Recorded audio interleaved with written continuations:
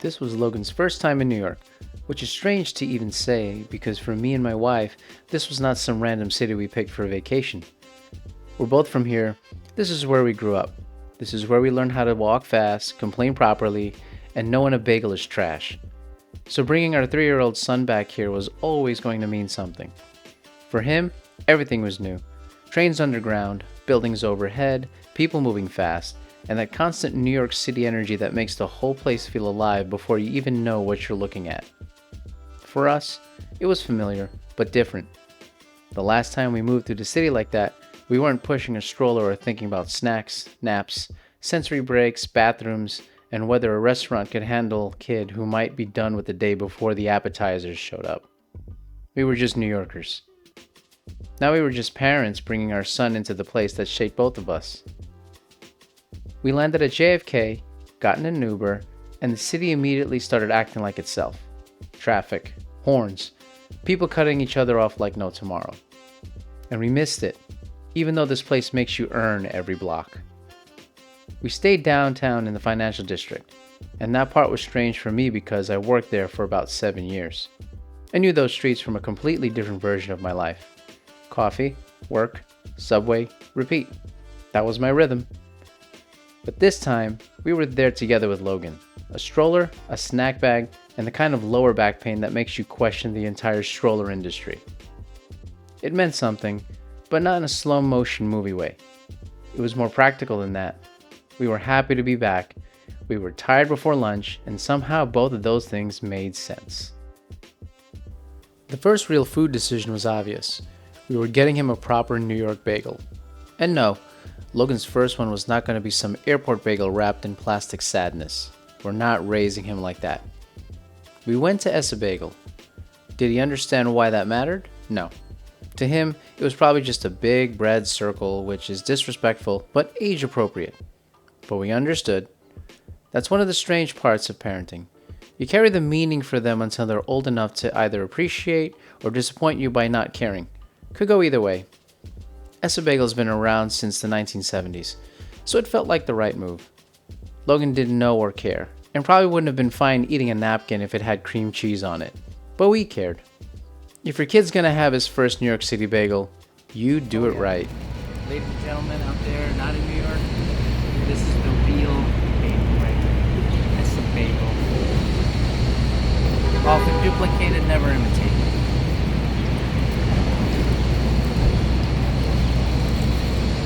Number one, I'm home. I'm home. I'm home. I'm home. Say cheese.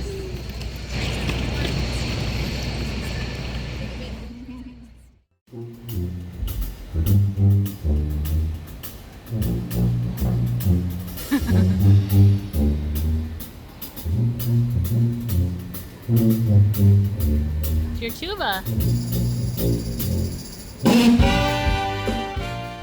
The first full day was when the trip started to make sense, and it had nothing to do with us having some perfect plan.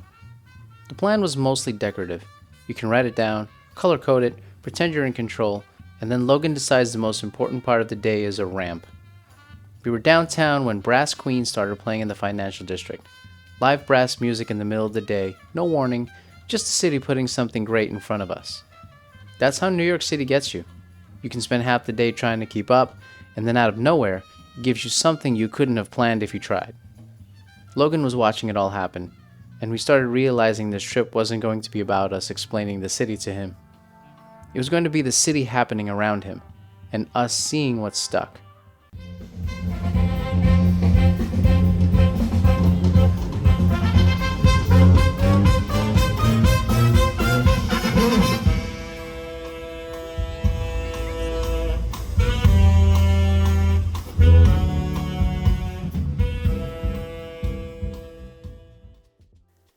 Then we went through the Oculus, which still looks like a spaceship landed downtown, and everyone decided to stop asking questions. Adults can talk about architecture, transit, path trains, all of that. Logan saw escalators, and he had the cleaner take. For him, escalators were a full activity. Adults pretend they're not impressed because we have bills and knee problems.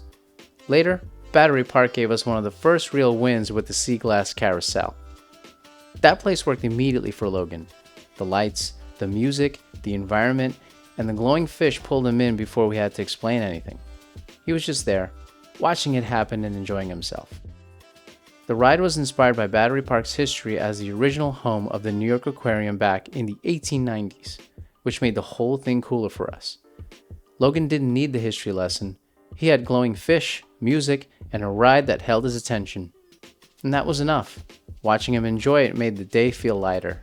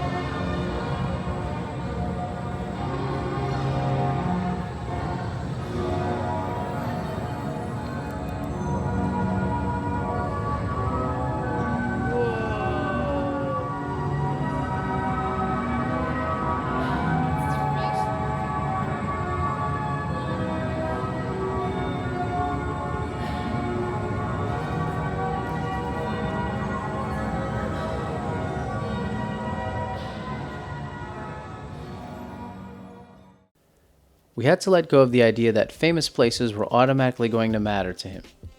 Kids don't care that something is iconic. They don't care how old a bridge is or how many people told you a place is a must-see. They care about what grabs them right then. For Logan, it might be a train pulling in, a carousel starting up, or the city making noise while he stood there trying to process why everyone was moving like they were late to court. That's a fair reaction to Midtown and most of Manhattan. The subway ended up being huge for him, which makes sense. The train shows up underground, doors open, you get in, and suddenly you're somewhere else. That is basically magic with a smell nobody wants to identify. Adults complain about it because, well, we're New Yorkers. Complaining is included with the fare. But for him, it was exciting. Every subway moment did not go perfectly, because public transportation never gives you that kind of clean story. Some stations were loud. Some rides were a lot, and there were moments where we had to help him regulate because the city does not pause for your parenting strategy. But overall, the subway worked, and that was a real win. It gave us freedom, and it gave Logan a way to experience a city that felt exciting instead of overwhelming.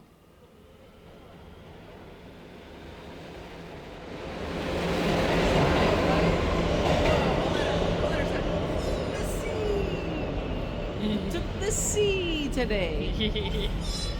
The sea. You took the sea. We took the sea. You took the sea. What's that? It's an owl and a weird looking thing. Lemur.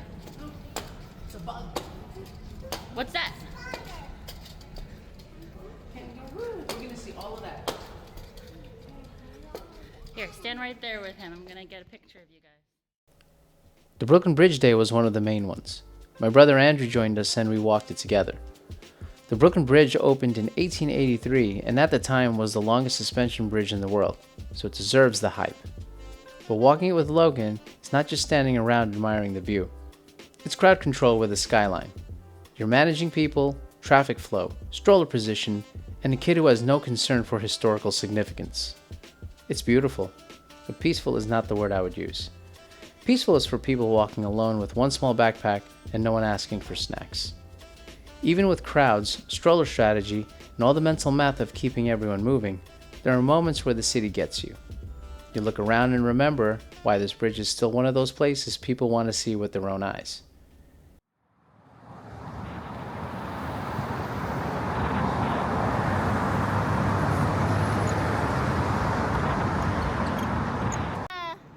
Woohoo! You're on the bridge! That was perfect. You're on the Brooklyn Bridge! Damn. Keep going. Whoa! After that, we went to the timeout market in DUMBO, because everyone was hungry and we were not about to turn lunch into a whole personality test. Pick food, sit down, keep the day alive.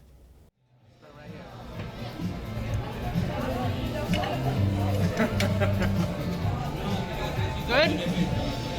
Man, the food back home is so much better. Good boy. He's a good boy, right? Yeah.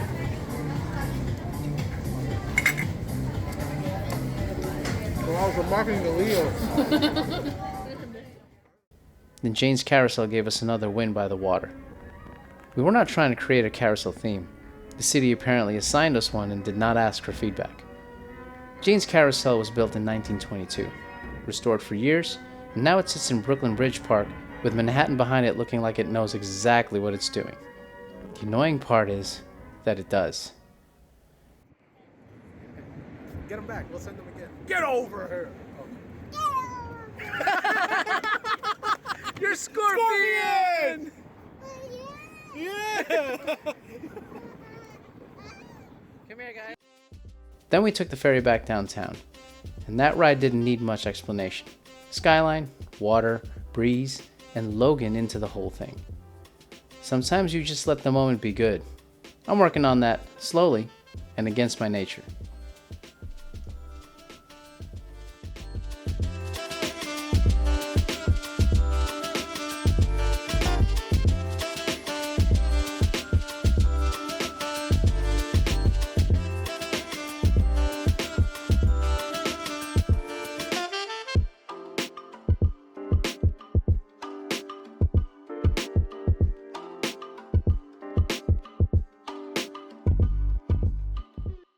South Street Seaport worked because we didn't try to squeeze too much meaning out of it. That is a major travel lesson. Do not ask too much from anything. The seaport has history, waterfront views, and that old port city feeling. Logan, stay right there. Come here. Hi! Hi! Jump, jump, jump! Yeah! Go, Logan! Go, Logan! Go, Logan!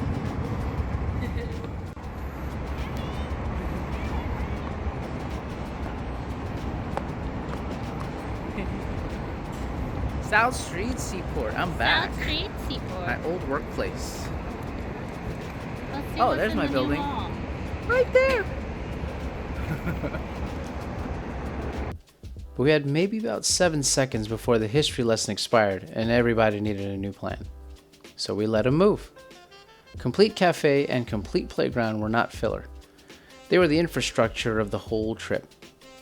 You cannot do 10 days in New York City and make it all adult plans.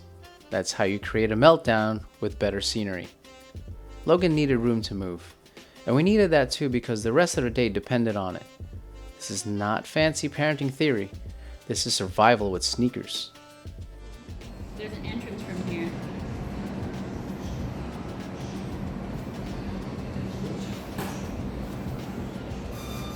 Oh yeah, let's get some food, huh? So it's a cafe and playground all connected into one. Mm-hmm. It's perfect for this little There's an booger entrance over over here. there, yeah. Isn't it? What do you think? Yeah, it's great. Let's see how it is.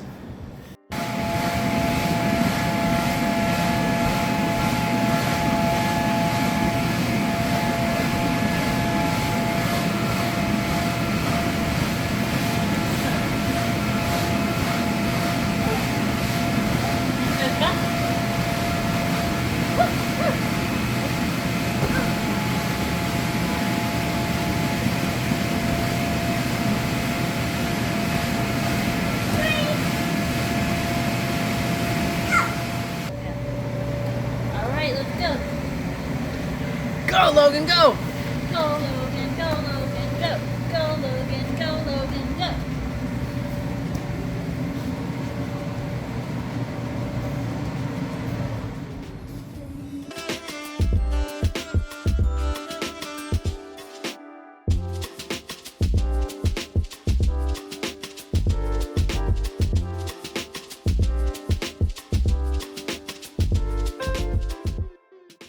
That night we had dinner at Carmine's in Times Square with my brother, my cousin, and childhood friends. Carmine's made sense because the table was big, portions were huge, the room was loud, and nobody was pretending dinner needed to be quiet and elegant. Times Square is a lot. Bright, loud, packed, and somehow smelling like every bad choice made since 1998. But the point wasn't Times Square. The point was sitting at a table with people we grew up with and having our son there too. That part felt like home, and it had nothing to do with the lights. Instagram stuff, you know? There you go. He's going on a carb destruction. I love it. Oh, thanks, kid. I think he likes it.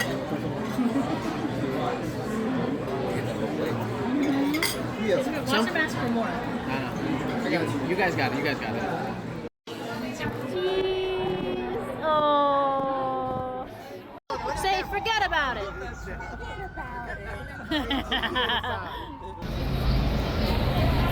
Logan out at night in New York City. A major part of this trip was getting Logan around people connected to our lives. I don't mean that in some formal emotional slideshow way. I mean actual people. The ones who knew us before California, before parenting, and before this current version of life where every plan comes with snacks and a bathroom strategy. That changes when you live across the country, because nothing just happens anymore. A simple meetup turns into group texts, train math, and one person saying they're 5 minutes away from a location and they not have physically left yet. That's family in New York. Everyone is close, everyone is late, and somehow everyone still gets fed. We went to Sophie's, one of our favorite Cuban lunch spots, and I liked that because it didn't feel like we were trying too hard.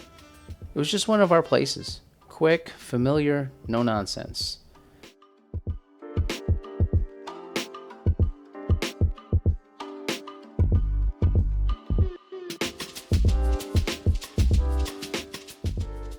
Then Central Park gave us another reset. Logan got to move, we got to breathe, and the day slowed down for a little while.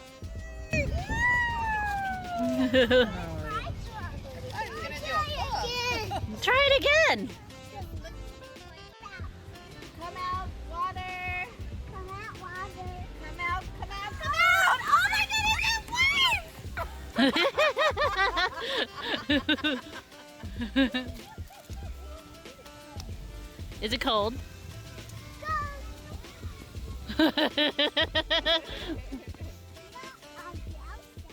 Yeah, on the outside.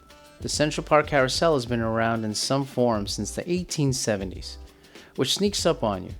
You're standing there watching your kid ride, and then you realize generations of New York kids have done the same version of this. You don't have to force meaning onto a moment like that.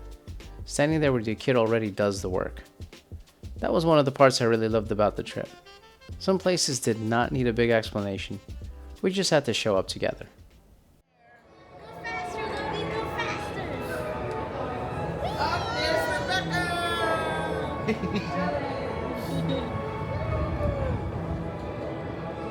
This is a really beautiful carousel.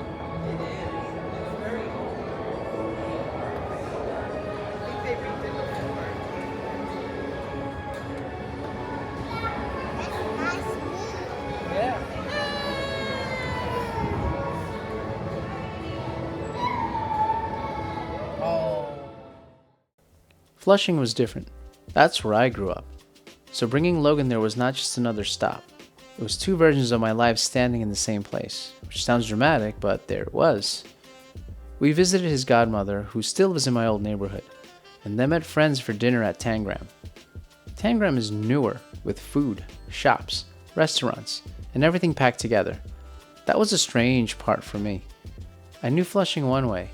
Now there's this newer version sitting on top of the old one, acting like it didn't need to check with me first. Now that felt very New York. The place changes without asking, then looks at you like you're the problem for noticing. Meanwhile, Logan was walking through pieces of my history with no idea why I kept looking around like that. He probably cared about elevators. Can't even blame him. Elevators are a strong kid content. Still, for me, that mattered. I was glad he got to be there, even if he had no idea what it meant to me yet. It was the kind of stop that feels bigger later, when you watch the footage back and realize you were quieter than usual because you were taking it more in. Let's make that money. Queens, take my money. Queen takes my money. Cheese. Jenny and I ran around. We made our mark here. We also had lunch at Congee Village with my cousins, aunt and uncle for my cousin's birthday. This was the kind of meal I miss living across the country. A big table, food everywhere, plates moving around, and Logan sitting right in the middle of it. Not as some big emotional speech, just there with us, part of the noise, part of the family, while everyone was still acting like we didn't order enough because panic ordering is apparently a family tradition. Calling that lunch just feels wrong. It was a family function where Duck happened to be present. And that's what we wanted Logan around. Landmarks matter, but so does family noise. People talking over each other and somehow still understanding the conversation. Food keeps showing up. Nobody leaves hungry unless they are actively trying to be difficult. And living far away changes how you see that. You don't get to take it for granted the same way. Your kid isn't going to absorb it automatically. You have to bring him into it when you can. Even if he mostly remembers the food, there are worse things to remember.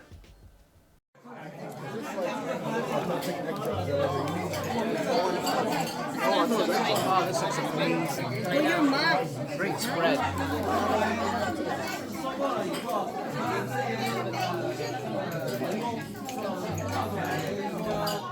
You like the spread? You like it? It has a little spice on it. I hope you're okay with it. Hey, you know what? That's smart. That's smart. Let him laugh. That's smart. What is that?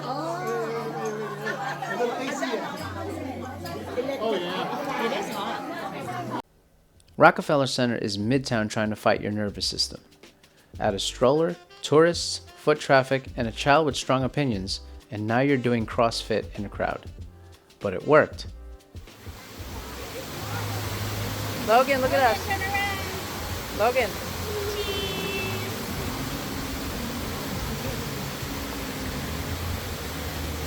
Don't go in. FAO Schwarz was exactly what you think it is. Toys, noise, color, movement, and a level of stimulation that would require paperwork in most other settings. He loved it, and we understood why.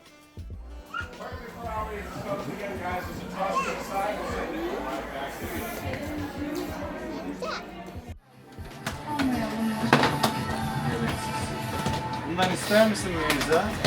Mirza. Bundan. Mirza, bundan ister misin? Mirza. Tyrannosaurus goes roar. Is it cool? What does dinosaur say? Roar. Roar. Roar. Ah! You got my arm. I got your arm. I got my arm. Ah!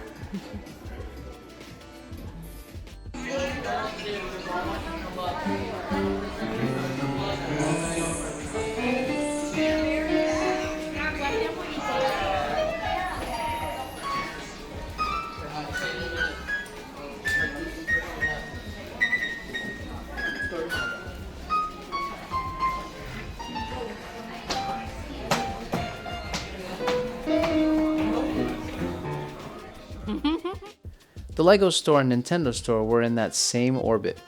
Busy, bright, too much, but somehow the right amount of too much for him.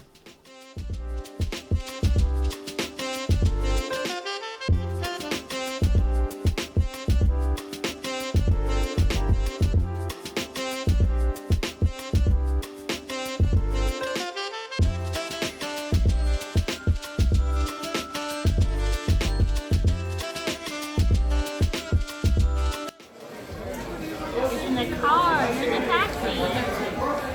Little taxi driver.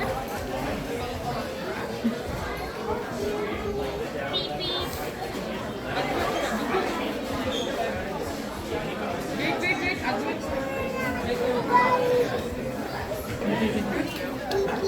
Beep beep.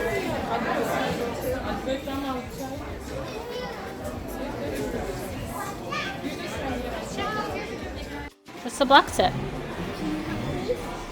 You can play.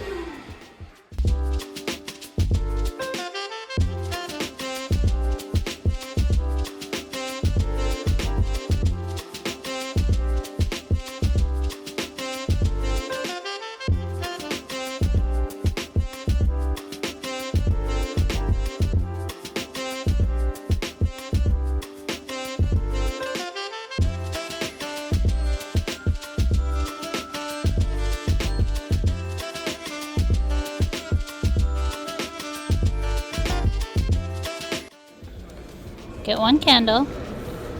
Good job. Okay, where do you want to put it? No. An empty one. Put an empty one. Put it right there. Here? You're gonna burn your hand. I'm gonna help you. Okay, we're gonna do this together. Hold that. Now you take from here.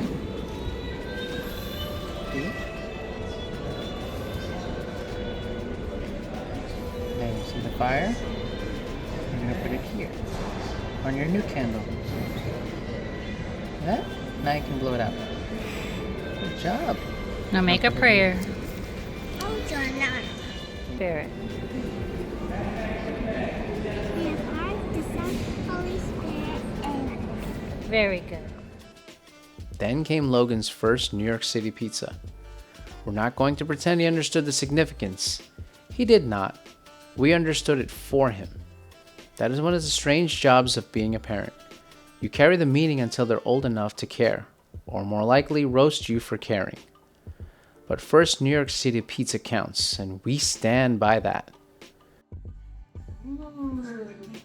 See, pizza's different here. Do you like the pizza here? Is it delicious? He's not talking, so it's a good sign. Took another bite. That's already a good sign.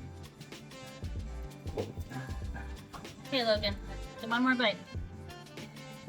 Good job.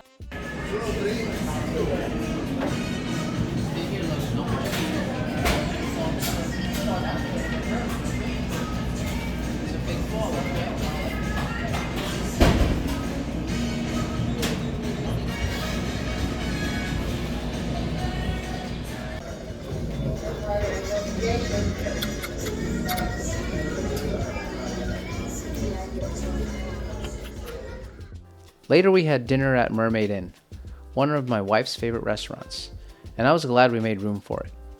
The trip couldn't only be kid stuff. We love being parents, but somewhere underneath snack crumbs and scheduling trauma, we are still people. Allegedly. That dinner mattered too. It was one of her places, and this trip was about both of us coming back, not just taking Logan around the checklist. Lobster roll.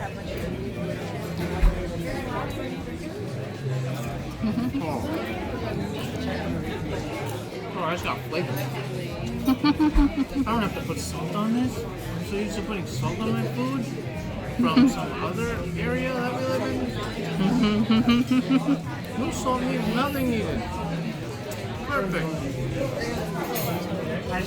Get with it. Then came the New York Knicks day. The Knicks were in the NBA Finals and the city was losing its mind. It's been 53 years since the Knicks last won a championship.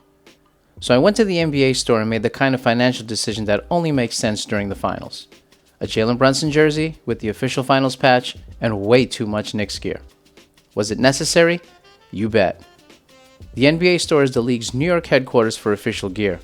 So if history is demanding questionable spending, that was the place to do it.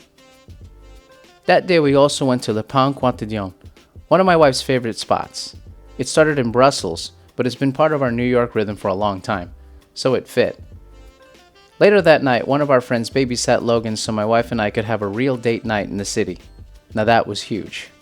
After days of stroller logistics, snack timing, subway planning, restaurant survival, and trying to keep one eye on the city while the other eye tracks your kid, walking out without all that gear felt illegal.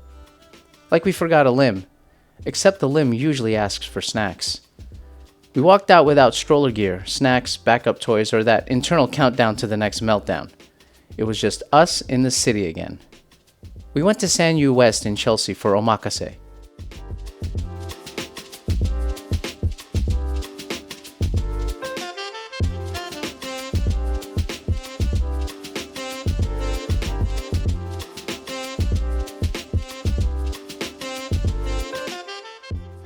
Then ended up at Bar AO, this chill Japanese-owned bar with a bartender who knew what he was doing. A quiet room, great cocktails, and nobody asking for snacks. Now that's luxury. At this point, luxury has nothing to do with bottle service or rooftops. It is sitting down without producing applesauce from a bag like a street magician. Then we ended the night with pizza slices because, well, obviously. That night gave us a small piece of adult New York again, and we needed that. We loved being parents, but it felt good just to be us for a few hours in the city where we started.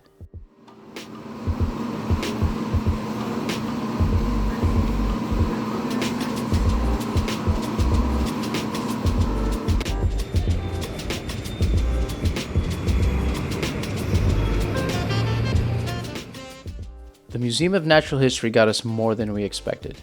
My wife and I both went there as kids. School trips, dinosaurs, giant rooms, that specific New York City field trip feeling where half the class is amazed and the other half is trying to get to the gift shop. And now we were back with our son. A museum that has been around since 1869, so generations of New York kids have passed through that place, including us. We knew it would mean something to us. We didn't expect the space section to land the way it did, because Logan is obsessed with space. So when we got around planets and stars, he locked in. Mercury, Venus, Mars, Saturn, Mercury, Venus, Mars, Jupiter. Scared of the outside. Scared of the outside world. He's in his element.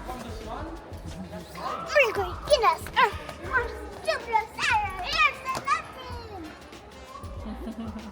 Mercury, Venus, Earth, Mars, Jupiter, Saturn, Earth, Neptune. I can't go there. You can't fit through there. No. No. No. No. No. Parenting almost never gets you a clean movie moment. If it looks clean, someone edited out the whining. But this was close. He got quiet in that focused way kids get when something reaches him. That part was his. Dinosaurs are cool. Nobody's disrespecting dinosaurs. But the space exhibits were different for him. For a little while, it did not feel like we were showing him one of our places. It felt like he had found something that belonged to him. That museum already had meaning for us. And now it has his meaning too. Migrate upward each night to feed on algae at the ocean surface. Ouchie.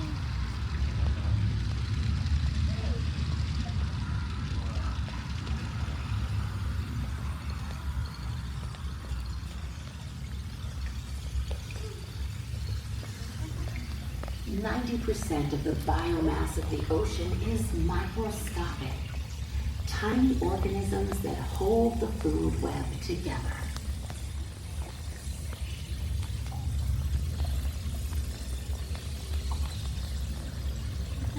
You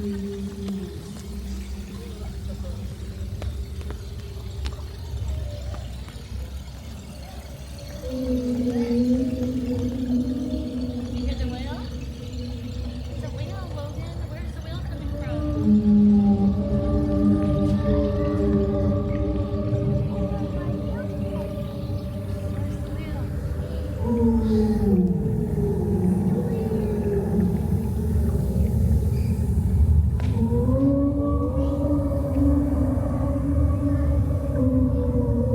Go to the whale. You see the whale? These plankton are using light to warn away a giant predator.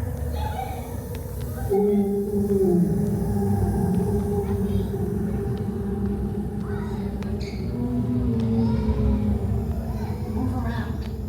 How do the plankton react to you?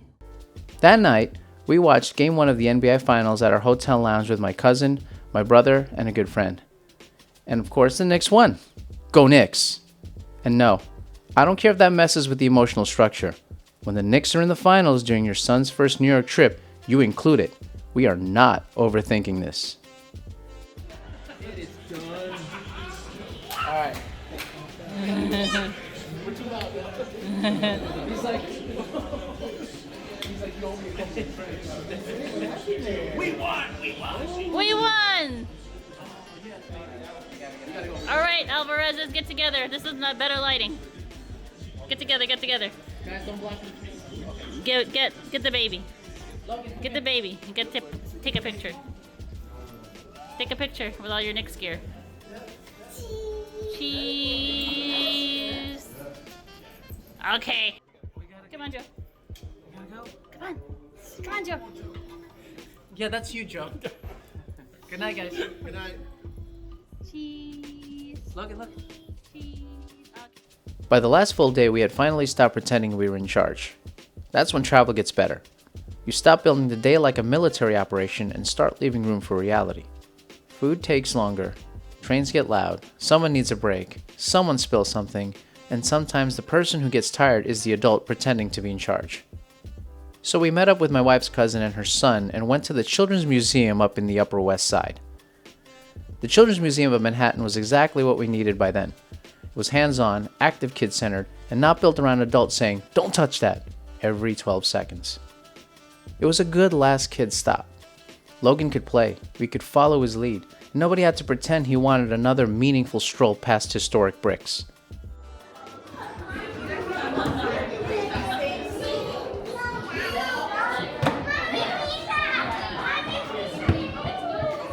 Logan, let him through. There you go. Good boy.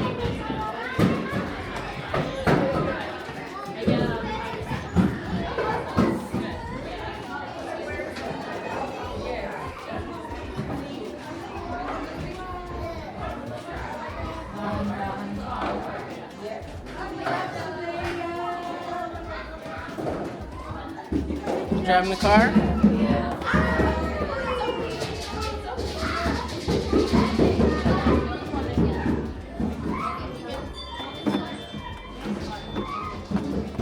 Yeah, he has some, and he's very proud of that. Because Cindy was there. Yeah. We didn't see it. Yeah. I didn't do that. Hey, Alright, let's go upstairs. say cheese. All these equations. Hi, Hey, Logan. buddy. High five, man. You having fun? You having fun?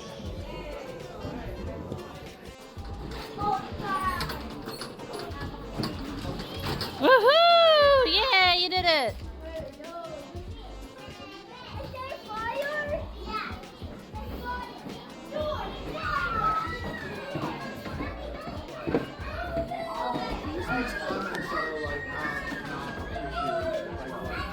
All right, very good. Hi, you want to give each other a hug? Give each other a hug. Hug.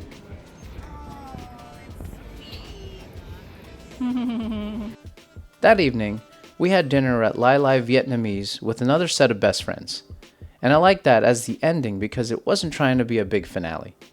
It was food, friends, conversation, and New York City still moving around us.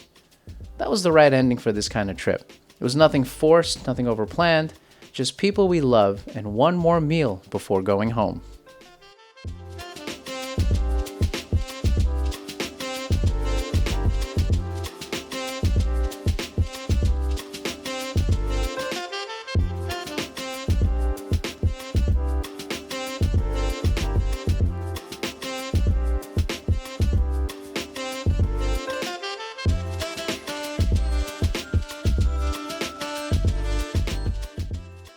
Was the trip easy? No, let's not get cute. New York City on this kind of trip is not relaxing. It's logistics, cardio, and way better food. Naps got strange. Some subway moments were too loud. A few days were packed too tight because we were trying to see people in the morning and again at night, which sounds reasonable until you remember Logan does not sync with your calendar. Keeping him regulated took work. But Logan was not the burden. That's the important part. The challenge was pacing the city in a way that let him enjoy it. You can't drag a kid through your old memories and expect him to care. That's not how kids work. That's barely how adults work. You have to leave room for his version of the city. And sometimes his version was better than ours. A train ride mattered because it felt exciting. A playground mattered because his body needed it.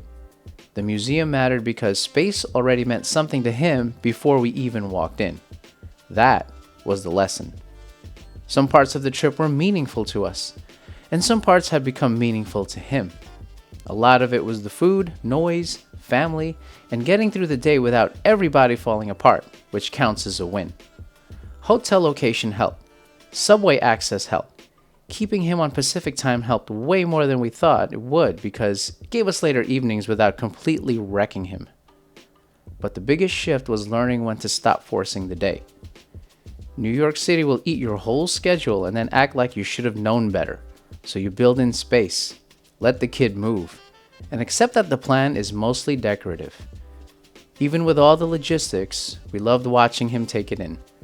The city was a lot, but it gave us exactly what we came for.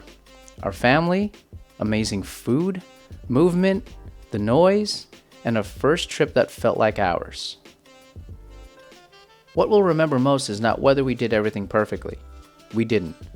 We'll remember being back in our city with our kid, walking through places we used to know one way and seeing them through a completely different life. Some places were mine, some were hers, and some were ours. Now in a small way, they were starting to become Logan's too. We got meals with people we didn't see enough. We got to bring them around family and friends who are part of our history. And the museum, especially the space exhibits, became one of those moments where the trip belonged to Logan, not just to us. Somewhere in all the noise and crowds, he started to blend into the city a little. Did not happen all at once, but it happened enough for us to feel it. We already knew New York City in our own way. This was the first time Logan got to start knowing it too. He may not remember all of it. He might remember none of it. His memory is basically a casino with apple juice. But we'll remember it. We'll remember his first subway ride, his first New York pizza, his first New York City bagel, the way he reacted to space at the museum, the meals with the family, the carousels, the ferry, and all the small moments that made the trip feel bigger than the plan. And one day, when he sees these clips, he'll know this was his first time in New York City.